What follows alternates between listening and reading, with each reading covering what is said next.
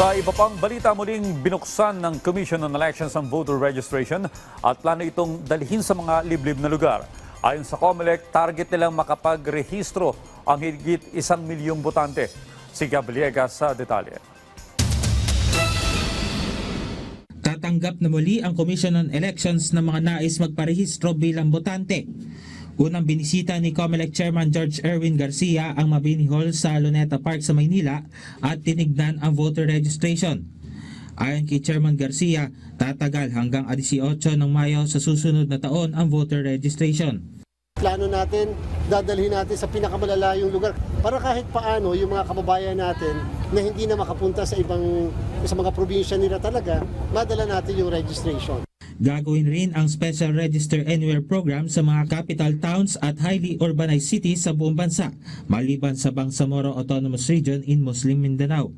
Target ng COMELEC na makapagtala ng 1.4 milyon mga bagong botante sa kabuuan ng registration period.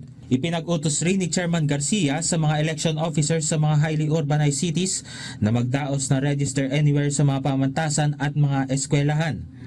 Maaaring pumunta sa COMELEC o sa mga itinalaga satellite offices ang sino mang nais magparehistro, kabilang na ang mga first-time voters, mga nais mag-reactivate, transfer of registration at kung may nais ipamodify sa kanilang rehistro. Inaasahan na maglalabas ang COMELEC ng listahan ng mga venue na registration site sa buong bansa.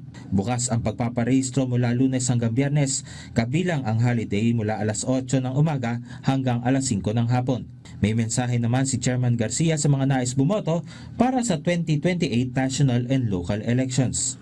Huwag na natin hihintayin pa yung katapusan ng registration. Di ba? Yung puot sa inyong mga dibdib, yung ating galit, sa registration na lang natin muna ilaan para po makaboto tayo. Tama nga ang sinasabi natin, balota ang pangtapat natin sa lahat na nakikita yung problema ng ating bansa. Gab Villegas para sa Pambansang TV sa Bagong Pilipinas.